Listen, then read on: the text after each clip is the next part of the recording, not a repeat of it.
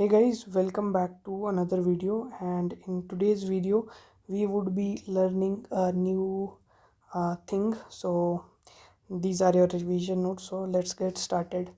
So guys, if you know that Salesforce, the or the subject we are studying, this company has acquired various companies in the following times, right?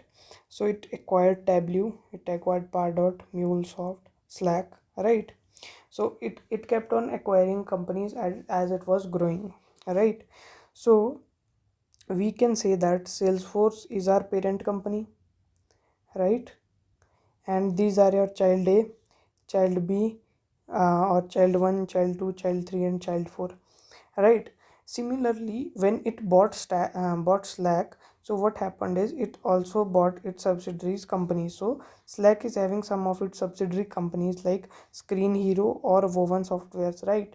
So what happens here is Salesforce becomes the ultimate parent of these things. Like Alphabet is the parent company for your Google. Then Google acquired various products, and for them also the single or ultimate parent is your Alphabet only, right?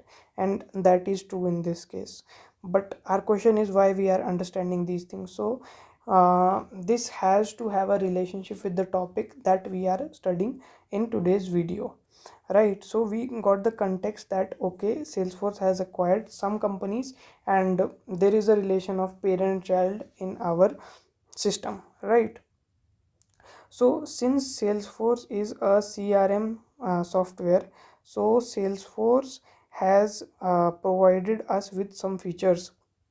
But before moving on to those features, we have some questions in mind generally, right?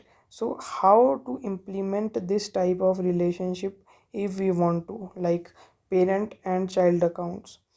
And do Salesforce provide some out of the box functionality to handle and implement this? So our answer is yes. Salesforce provides us with some default functionality. So let's see what is this. So guys, if you know, let's many of the time in any object manager, when we go and check for any object, let's say account, contact, case, opportunity, campaign, it might be any object. You have seen this hierarchy columns many a times, right? And this is generally the question in your admins or your PD ones. It generally comes that okay, what is the importance of these hierarchy columns and why do we need this? So as an admin and a developer, you should be aware of these things. And yes, this is a matter of concern also because we don't generally know the importance of this. So as we have discussed that the parent child relationship, right? Parent and the child relationship is maintained in Salesforce. We say yes, right? But how we can say this yes is through these hierarchy columns. So what these hierarchy columns do is, so let's suppose in our account, what we do is when you see the account page, account creation page, you see the account name, and here down below you see a parent account, right? And that is again a lookup to account only. Account has a self lookup to itself, right? And in that parent account we can fill out the value of any existing account, right? So let's take into consideration that uh, we are working, we created a new account and our new account is Tableau, right?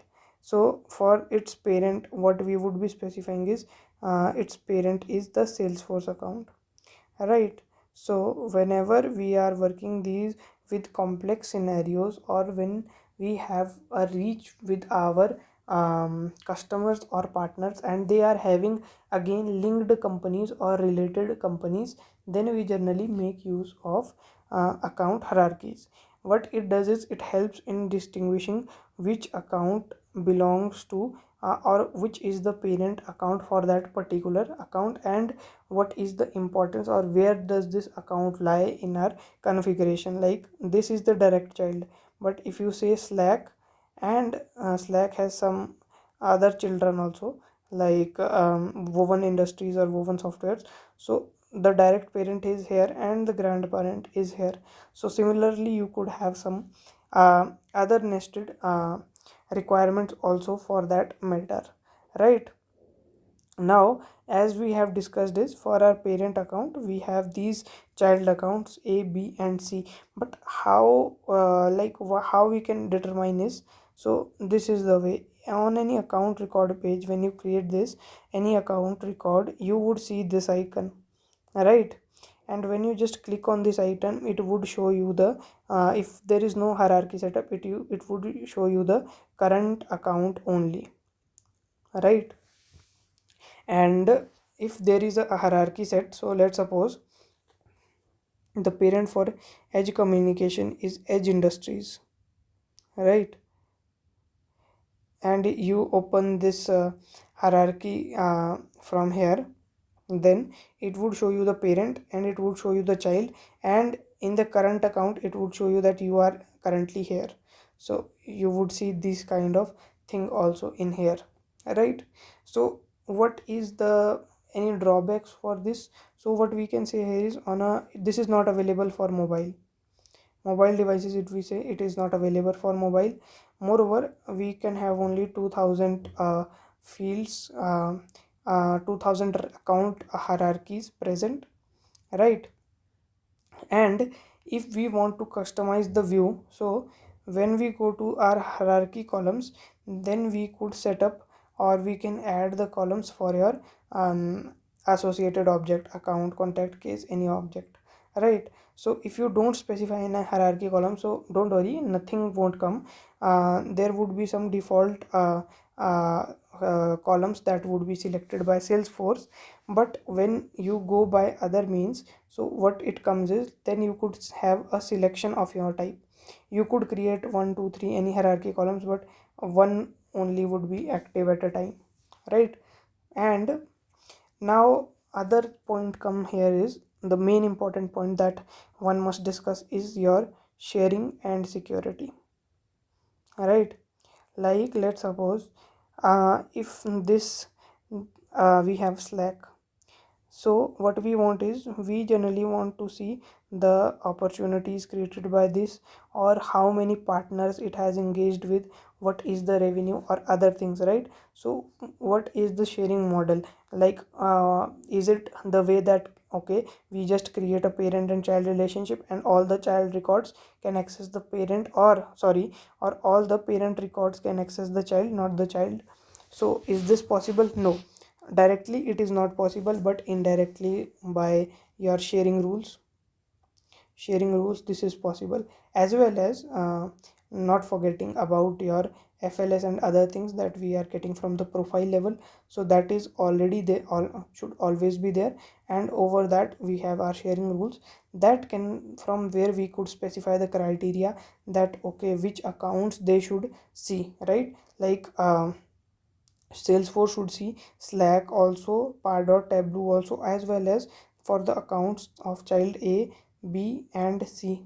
Right, so it has that consolidated data. So while implementing this structure, you also need to carefully understand the complexity of your data. Right, there are also certain out of the box. There are certain app exchange packages that you must see before you are implementing this kind of relationship, because those packages include more complex hierarchy systems between themselves, right?